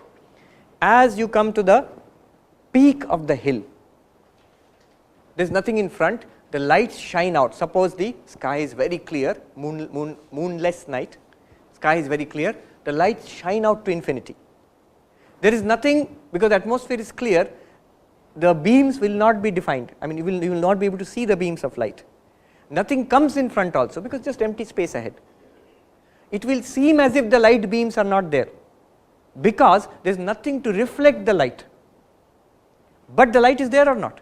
Of course it is there. The powerful headlights are on, the beams are shining out to infinity, but there is nothing in front to reflect it. So the light is there, nothing to reflect the light, so you do not see the light itself. In deep sleep, what happens is, Turiya is there, pure consciousness is there, but there is no thought, no body, nothing is there which is illumined by that pure consciousness. Physical things are not there, thoughts and feelings and emotions are not there, nothing is there in deep sleep.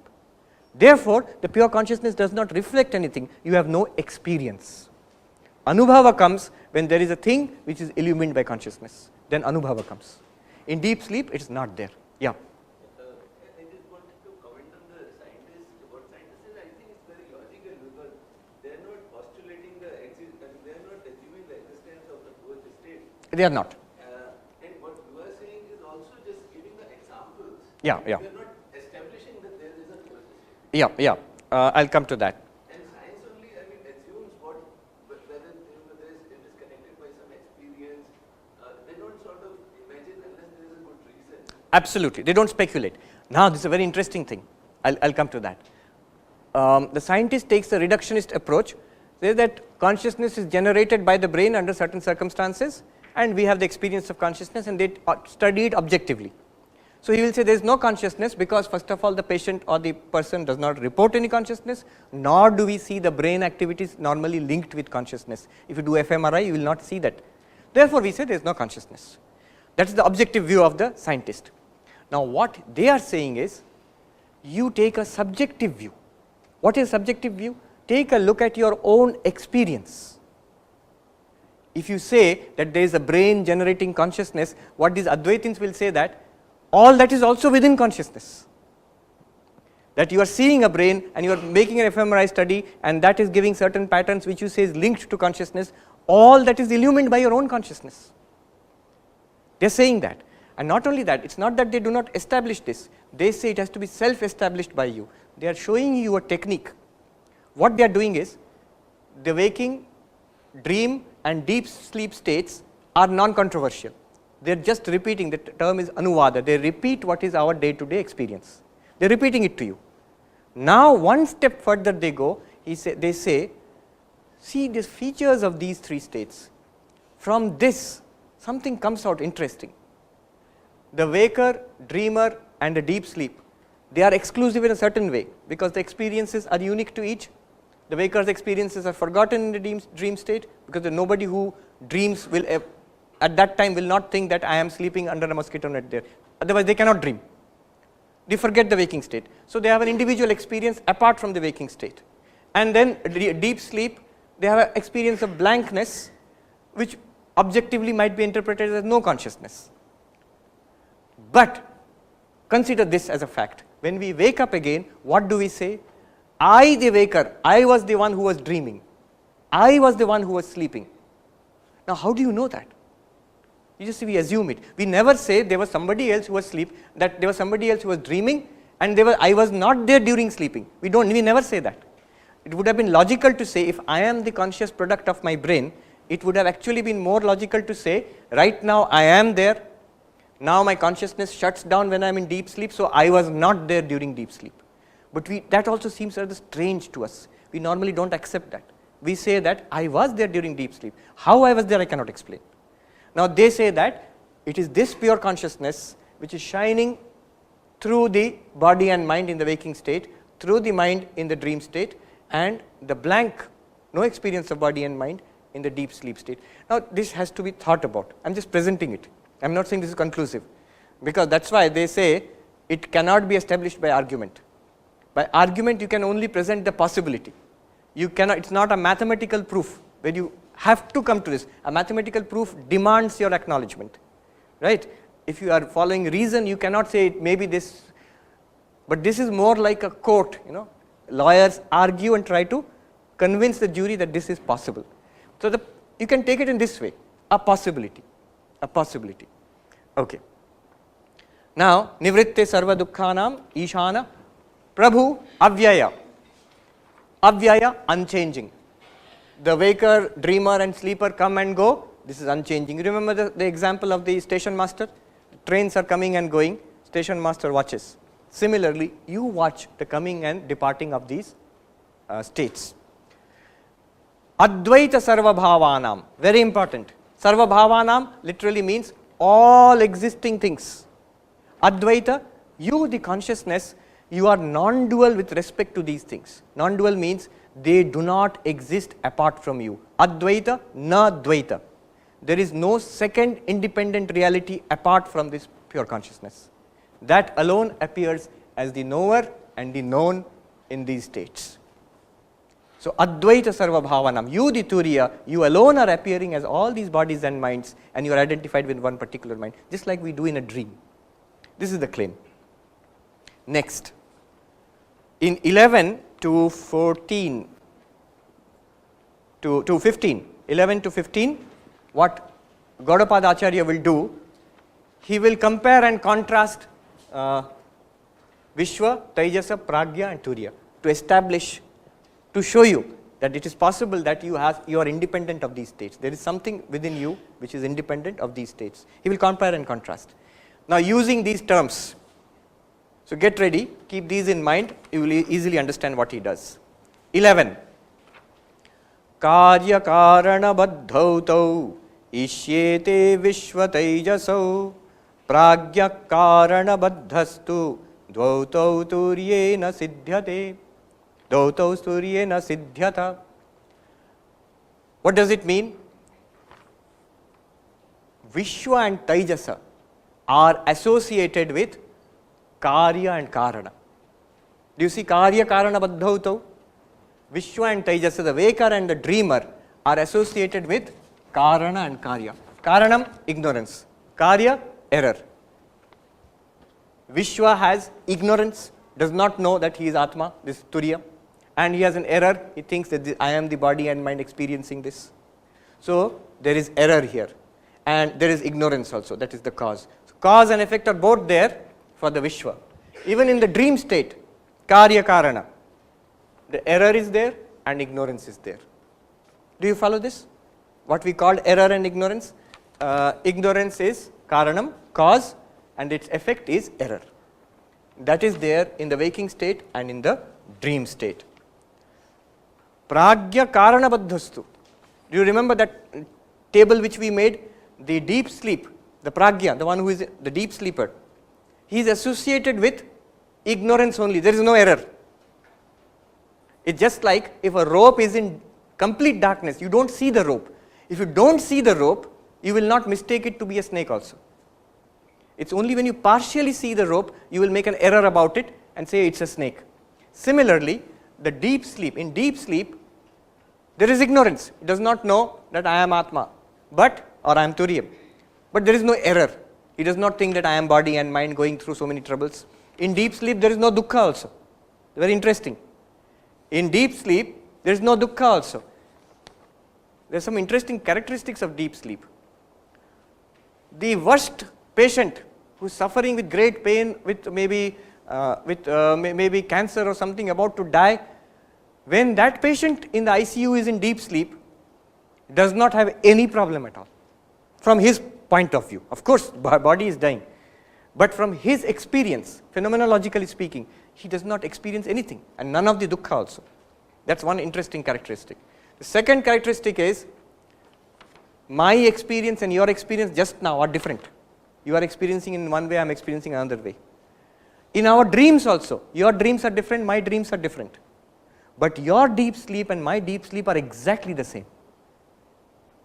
Not only that, the Upanishad says, if there is a deep sleep of a mosquito, a lion, a tiger and a human being, a PhD and an illiterate person, all of them, they have exactly the same type of deep sleep. The nature of deep sleep is same for all, because it's ignorance. It's complete darkness. There is no speciality, no differentiation there. Yeah. It's like an absence of experience. I mean, we don't experience anything. We don't experience anything. It's blankness. But they are saying, that's very interesting. The common way of thinking is we don't experience anything. But they are saying, do you not experience the lack of experience? Otherwise, what is the common experience when we have, after we get up? I slept like a log of wood. I did not know anything. Sukham aham aswapsam nakinchid avedisham. I did not know anything. Now, you would not say that. The correct feeling would be, I was dreaming, now I am awake. I feel fresh. In between, I did not know anything. What does this statement mean? And there are many arguments on this. Some say that you infer it after you see the clock. Okay, 6 hours have passed, so I must have slept deeply. But it's not an inference, it's a direct experience. That's what they're pointing to. It's a very subtle thing, but what these Advaitins are telling you, you please consider that. Try to see it from their point of view. You will at least see something mysterious happening there. An experience, illumination of a blankness. Two questions, just I'll come back to the one gentleman there. Yes.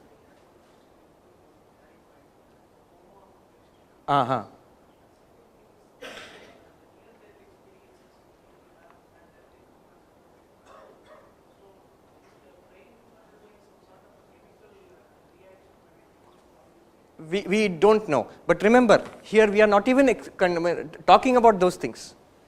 That is at an objective level. You see a physical body and a brain going through so many changes, and you ask what the patient is reporting and try to come to a conclusion. Here, there is a subjective approach. What are you experiencing? And they are saying, if you experience anything as a separate reality, it is error. And that is because of you do not know yourself as Turiya. That's all they are saying. What about near-death experiences? What about coma? Those things are to be worked out, no problem. What they would say is, near-death experience or coma, those are all illumined by Turiyam. You are the consciousness there. Only thing is, here you don't think in deep sleep. There is no thought that I am sleeping.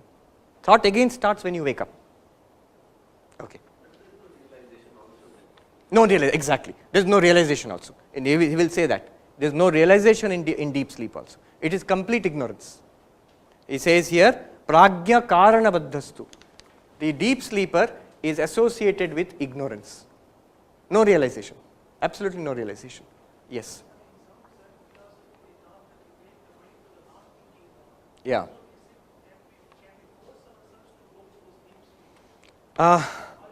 Okay. I'll tell you one thing. What the Zen techniques, all of them, they try to do in all the schools. They try for an enlightenment called Satori. They call it Satori. They try to short circuit thinking. Stop the rational mind, and they expect an enlightenment will burst forth. But what Advaita Vedanta does is it don't stop thinking. You are in the waking state now, hopefully. In this waking state, you reflect upon, do vichara upon, reason upon your experiences of dream and reason upon your experiences of deep sleep. Waking, dream and deep sleep, just now in the waking state, think about it, what has happened. To realize this, you don't have to go into deep sleep. In fact, you should not go into deep sleep, otherwise you cannot realize. They say realization is possible only in the waking state, through vichara. Advaita Vedanta says this. What is Zen, closer to that would be Patanjali Yoga, where they try to attain samadhi by suppressing the modifications of the mind. But Advaita Vedanta says, they do not agree. They say, without any thought, if you want to exist, deep sleep is exactly without any thought. That has not led to any realization so far. Daily we are going into deep sleep. Till today we have not realized that we are Turiyam. So just going into thoughtless state will not help. But here it will, by vichara it will help. Let me give you one more example that will clarify the difference between the two. I've given this example some other time. Some very senior monk used to give this example. There is a child in a village who has not seen a movie, cinema. And nowadays, of course, you will not find such a child. You will not find such a child who has not seen a cinema. But suppose there is. And a father takes him to a city to show him a movie. And on the way, the father tells the child, beta, you know what is the movie? There will be a screen, which was there just now, and there will be light projected on the screen, and you can see so many pictures on the screen, पर्दे पर वो छवि दिखेगी आपको, and that is a movie. The child says, okay. Then they go into the cinema hall. Now imagine, here is the interesting thing. When they enter the cinema hall, the movie has already started. So when the child first sees, he already sees pictures. So for some time he enjoys the movie, like all of us do. And then he asks a question to the father. Papa, ये screen कौन सा है?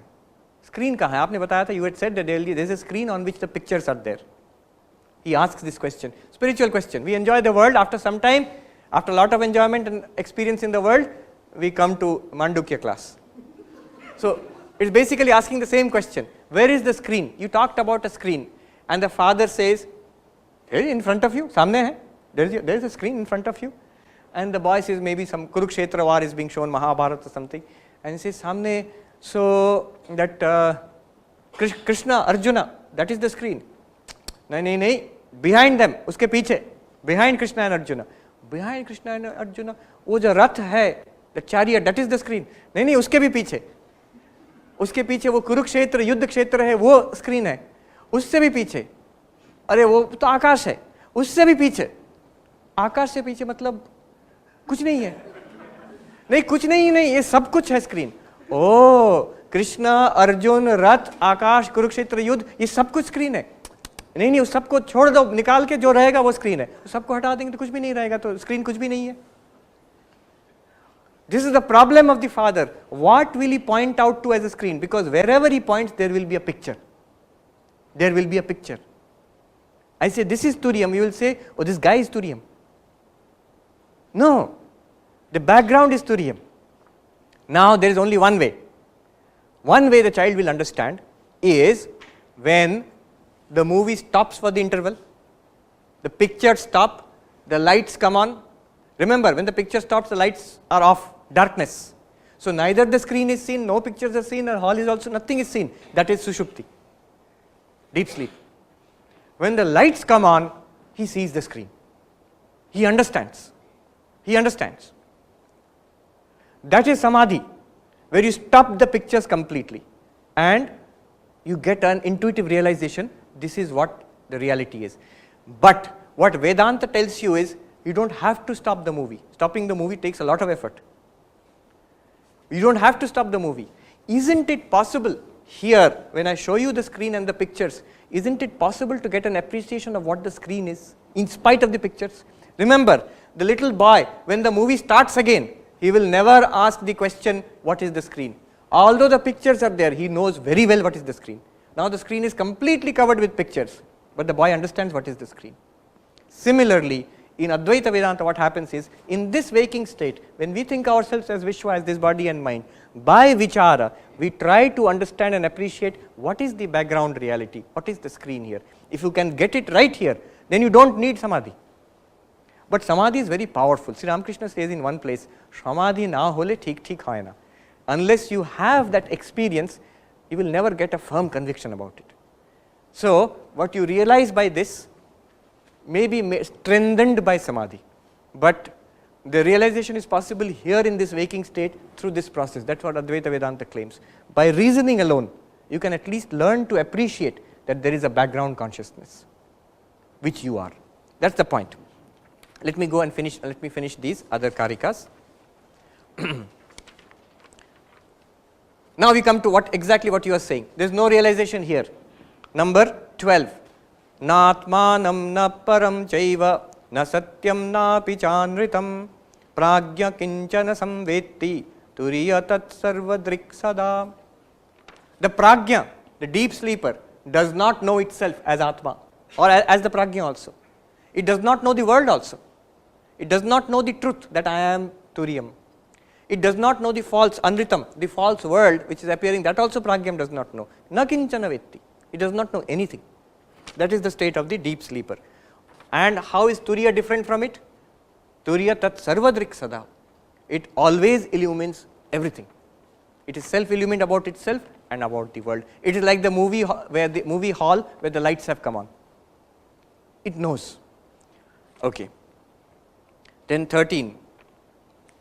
Dvaitasya agrahanam tulyam ubhayo prajna turyayo bija nidrayutah prajna sacha turyena vidyate. The 13th one tells you basically Dvaitam, a separate reality, error. Separate reality is not seen by the pragya and by turiya also. The pragya does not see anything, no dvaita. Something separate from itself does not see, just as we see in the waking state. In deep sleep we do not see anything. Turiyam also does not see anything separate from itself, but the pragya is associated with nidra, with this one, ignorance, blankness, whereas turiya does not have that blankness. This is the difference between pragya and turiya. Pragya also does not see dvaita, turiya also does not see dvaita. But pragya is covered in darkness, where the turiya illumines everything. It sees everything as itself. Swapna nidrayutau adyau pragyas pragyah tu aswapna pragyas tu swapna nidraya aswapna nidraya na nidra naiva cha swapna turiye pashyanti nishchita. Those who understand this philosophy, nishchita, those who have realized this, what do they say? Adyato, Vishwa and Taijasa. This is number 14. Vishwa and Taijasa, they have swapna and nidra. They have ignorance and error. And pragya has only nidra, aswapna nidra, has sleep without dream. That means ignorance without error. And na nidra, naiva cha swapna, turiye pashyanti nishchita. The turiyam has neither sleep nor dream. Sleep means ignorance and dream means error. Same point, it's being repeated. Then number 15. Anyatha grinhata swapno nidra tattvam ajanata viparyase tayokshine turiya padamashnute. Anyatha grinhata swapna. What is swapna? What is dream? Anyatha grahanam. Wrong understanding, mistake. Seeing a rope as a snake, anyatha grahanam, that is a dream. I do not know the reality, I see an error. I see a dream world. Anyatha grinhata swapna. And what is nidra? Nidra does not mean snoring at night. Here nidra means tattvam ajanata, does not know the reality. Ignorant. Nidra means ignorance and swapna means mistake. Viparyase tayokshine. When ignorance goes away, how do you remove these? How do you remove these? How do you remove the problem of the false snake? You see the snake, the rope is seen as a snake, mistaken as a snake. How do you remove that snake? Clap, drive away, chase it with a stick. It will not go. It will go only when you see the rope as a rope. You see the snake that it is actually a rope. When you see the tattvam, realize the tattvam, the error also goes away. So what you have to do is remove the ignorance. How will the ignorance be removed? By knowledge. Ignorance is removed by knowledge. When ignorance goes, viparyase tayokshine, when the ignorance in these two states is reduced, is removed. How is it removed? By knowledge. Then what happens? You realize yourself as turiyam. And what about the error? When ignorance goes, error will also go. When you realize the rope as rope, the snake will automatically go away. Actually, there is no snake which will go away. It's just an error. Then number 16. Question always arises. Then how did this ignorance start? After you talk about Advaita in any class, anywhere, somebody will ask the question, okay, we are in ignorance, but how did it start? So here is the, look at the answer. Gaudapada Acharya knows that 1200 years ago he has written this Karika. Anadi mayaya supto yada jiva prabudhyate ajam anidram aswapnam advaitam buddhyate tada. So there is advaitam, it should be. This jiva, we the individual, who I am thinking of myself as Vishwa, the waker, one in ignorance. Anadi mayaya supta. Asleep in ignorance due to maya. Since when? Anadi, beginningless. beginningless. When did it start? No, did not start, beginningless. And that's illogical. How can ignorance be beginningless? But actually it's not illogical. In fact, all ignorance is beginningless. Let me ask you. If I ask you, sir, do you know German? You say, no. You are ignorant about German? Yes. Since when are you ignorant about German? Since my birth. Oh, so before your birth you knew German? No, your ignorance about German is anadi, beginningless, but it has an end.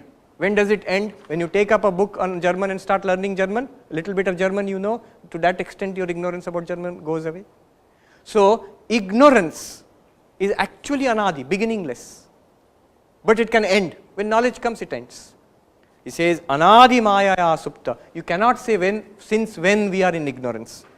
Yada jiva prabudhyate. When the jiva awakens. You look at the words Buddha, from that Buddha has come. When the jiva awakens, then what does he realize? The next word is so wonderful. He realizes, I am ajam. Ajam means unborn. Anidram, the sleepless, does not mean insomnia. It means I am without sleep. Aswapnam, without dream. Now you can understand, you can immediately map it. The big fact about the physical world is the body, and it is the body which is born. He says, I am never born, ajam. He realizes. When he wakes up, to knowledge, he realizes, I am ajam. Ajam means, I am not born. Mera janm hi nahi hai. The body is born, I am not the body. There is a funny story about this. One of our Swamis, he had long discussions about Punarjanma, whether it is logical or illogical, whether it is possible or not possible. Then he went to an Advaitik sadhu. Then Anidram, no sleep also. Pragya, sleep means ignorance. So Anidram means not the Pragya, he is never the Pragya also. Then Aswapnam, not the Taijasa, not the dreamer also. Then what am I? Apart from them, yes, and at the same time Advaitam. Advaitam means non-dual. There is no waker, dreamer or sleeper apart from me. I am the only reality. These are appearances. It is not that there is a shopkeeper and there is a person watching the TV and there is a sleeper in the bedroom, 3 persons are there and there is one more real person. There is only one person who appears as the shopkeeper and the person watching a TV and sleeping in his bedroom. Only one person, and that is the Turiam. You are the Turiam. Next. Another big question comes, after realization, Swamiji, will this world disappear? Big burst of light will be there, world will disappear, body, mind, nothing will be there. I mean, people ask, this is a silly question, but people ask, will the body live after I realize Brahman? Of course the body will live. Body will go on as it is, the world will also go on as it is. When you realize the sky is not blue, after that you open your eyes and look at the sky, what do you realize? What do you see? You see the sky is blue. The experience will continue to be the same, but your understanding will be completely different. Your understanding and your realization, your feeling about it will be completely different. That's the point he is making now. Very interesting verse. Will the world go away after realization? What does he say? Prapancho yadi vidyeta nivarteta na samshaya maya matram idam dvaitam advaitam paramarthata. Beautiful verse. You know what he says? He is being humorous here. Will the world go away when I realize Brahman? My body, mind, everything will go away. I will be light, Turiyam. He says, if the world was there, then the question of it staying or going away would have come. There is no such world at all. Will the snake run away after I realize it is a rope? The correct answer is, there is no snake to run away at all. No snake will go away. What snake is there? Will the snake die when I realize it is a rope? No. Why not? It will still remain. It will neither remain nor will it die. Because there is no snake. If there was a snake, the question of its going away would have come. When you realize it is a rope, will you say, will the wildlife people say there is now one less snake in the world? No. Number of snakes is still the same, because that snake was not there at all. Prapancho yadi vidyeta. If the world existed, nivarteta na samshaya, no doubt it would have gone away. But the world does not exist. So what happens? Maya matram idam sarvam. It is an error. Just like the snake was an error, it is an error. Maya matramidam sarvam advaitam paramarthata. It is one undivided reality. Advaitam, non-dual reality. You are all this. There is no world separate from you which has to be driven away. But will this all exist?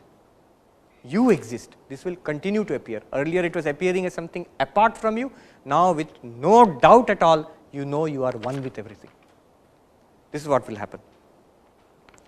Then this question, a gentleman you asked yesterday, who knows then?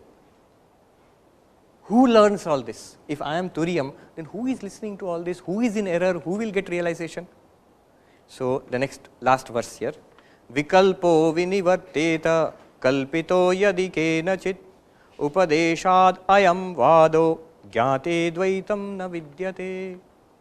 He says, all these differences would disappear, just like the earlier verse. All these differences, Guru Shishya, knower and known, I am the Ajnani who has realized now Turiyam. These differences would disappear if these differences were there to begin with. He says, Upadeshad ayam vada. All these distinctions have been set forth by the Upanishad for purposes of instruction. Because we feel it this way, Upanishad says, okay, you are Shishya, here is the Guru, here is Mandukya, read it, get realization. After that what happens? Today in the verse we saw Nirvana Shatakam, na gurur na shishyam, na mata na janma na bandhur na mitram, na gurur na shishyam, chidananda rupaha shivoham shivam. Oneness comes then. The Guru of Janaka Raja, he told him, I will give you Advaita Jnana, but first give me Guru Dakshina. Why? Because after Advaita Jnana, there will be no Guru and Shishya. You will not give me Guru Dakshina. So first you give me Guru Dakshina, then I will give you Advaita Jnana. This is joking. But the point is, these distinctions, they will continue to appear, but you know in reality there is no separate knower and known, no separate Guru and Shishya. To give a even deeper analysis, your question is not wrong. If you see this philosophy, that question is a fundamental question then. Who is the knower in this case? In the 13th chapter of Bhagavad Gita, in the Shankara Bhashya, there, after a long discussion, the Purva Paksha asks this question. Who realizes this? Who gets mukti? Turiyam is the only reality. Turiyam is ever free. So who gets mukti? Who realizes this truth? And Shankaracharya gives a very interesting answer. He says, why are you asking? Why are you asking? Then the answer is that the question was, who is in ignorance, who gets knowledge? That's the question. Shankaracharya says, why are you asking? Because I don't know, I want to know. If you don't know, you are in ignorance. Yeah, then you are in ignorance. Then who am I? Yes, come to this. Who am I? I am explaining this to you. It seems paradoxical. And in fact, this is the mark that there is something wrong here. Not in the philosophy. There it is Maya. And this is a sign of error, that if you logically probe it, at one place you will come to fault lines. In fact, all these philosophers, Nagarjuna for example, even Shankaracharya also, you examine the world logically, you will come to endless logical inconsistencies. They are known you can't call them antinomies of reason. You push it, even the question of, an example, small example I will give. Relation, father and son, Guru Shishya, knower and known, A and B. Relation always presupposes two terms, A and B, Guru and Shishya suppose, father and son, or knower and known. Okay? Relation between two terms. So here is A, one term, B is another term, R is the relation between them. Okay. Now, when this is posed, Shankaracharya raises the question, is this real? Yes. This is real? Yes. Is the relation real? Yes. In some sense, relation also is real. Then if these are two terms, then what is the relation between them? What is the relation between A and R? What is the relation between R and B? You will again have to posit one more relation here, isn't it? If this is one entity, these are two entities, there is a relation between them. Then what is the relation between this entity and the relation itself? You have to posit one more relation here. Same problem will come here.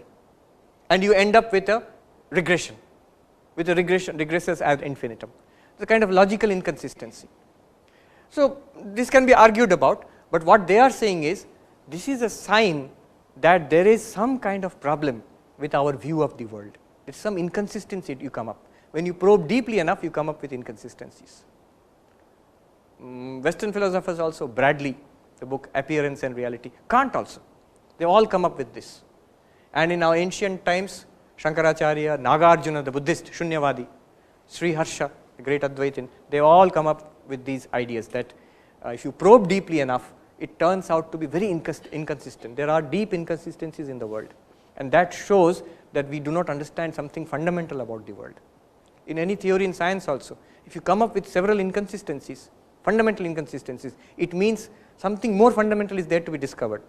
You have not yet come to a complete understanding. Okay, so these are the karikas in explanation of the Mandukya Upanishad mantra number 7.